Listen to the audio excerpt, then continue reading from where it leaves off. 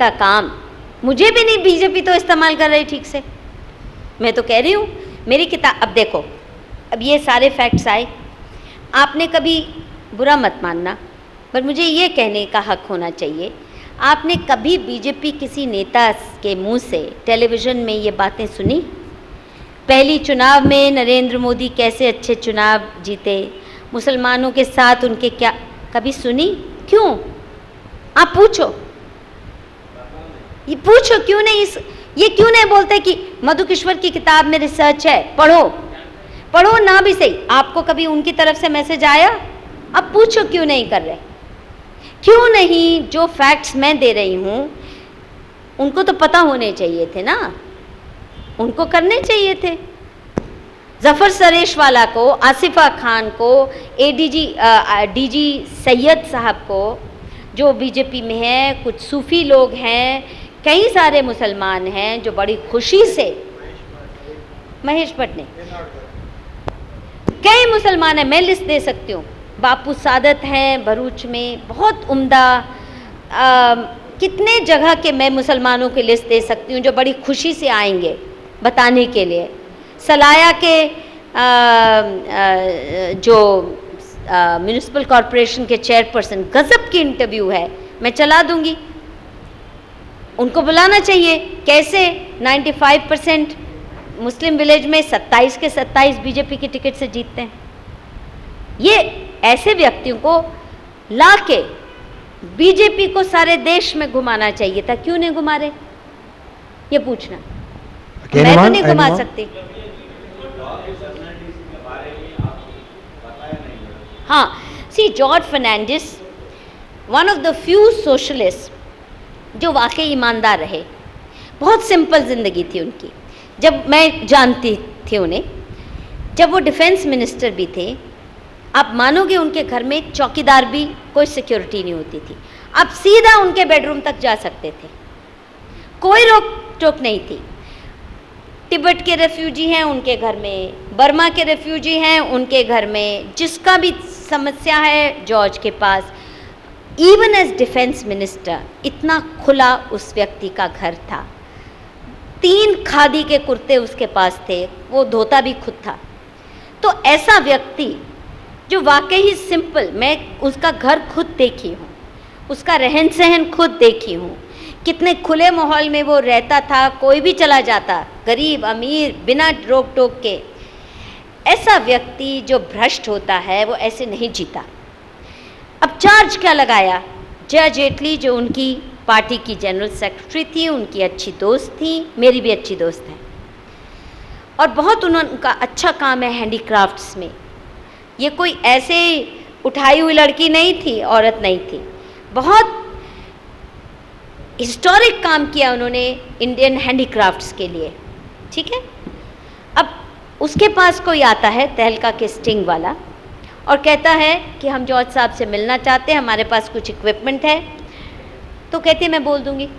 फिर कहते हैं 1 लाख रुपया पार्टी के डोनेशन के लिए देना चाहती हैं। तो जया कहती है अच्छा उस व्यक्ति को दे दो।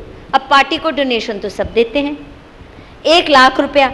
अगर कोई भ्रष्ट होगा, आप मुझे बताओ, कोई डिफेंस मिनिस्टर 1 लाख तो डिफेंस मिनिस्टर का चौकीदार ले लेता है, पिए भी नहीं ये।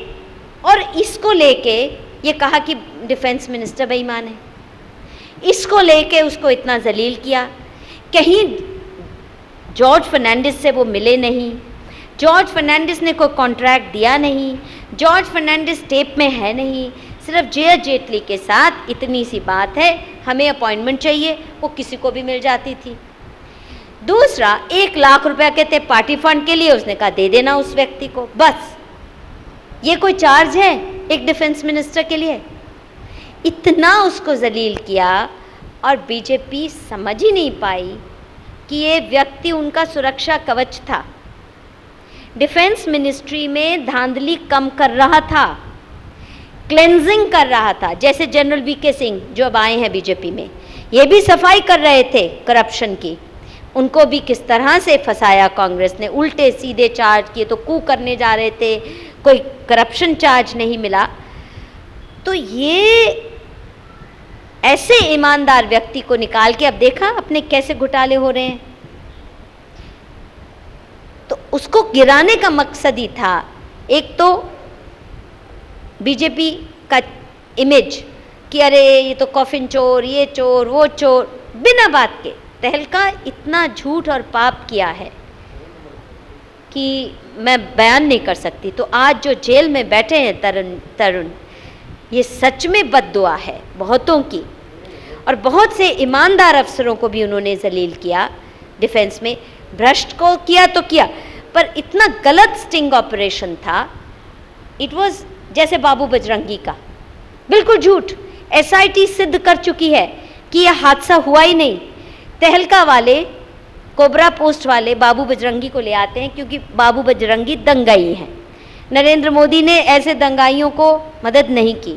वो नरेंद्र मोदी के खिलाफ ये सारे दंगाई, कुछ एक वीएचपी के भी हैं जो दंगाई तत्व हैं, बजरंग दल के दंगाई तत्व हैं, तीसरा सेटलवाट के साथ मिलके हर चुनाव में नरेंद्र मोदी के खिलाफ लड़ते हैं। आपको मालूम है, नरेंद्र मोदी के खिलाफ में ये दंगाई तत्व जाते हैं। तो तहलका के कोबरा पोस्ट में कहते हैं नरेंद्र मोदी ने कहा था खूब किया, अच्छा है, मारो, हमने ये किया, उसका वूम निकाला।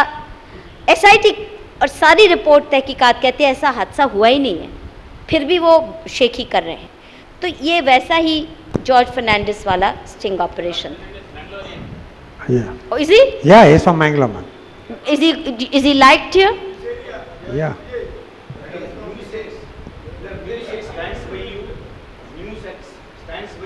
No.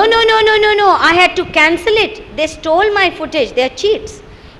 Actually, I didn't realize. I was surprised. I was watching for the last 3 days. You were interviewing with Modi and scrolling everything. It had to stop. It would have continued for a month if they had not cheated. Madam, They one wanted to twist it.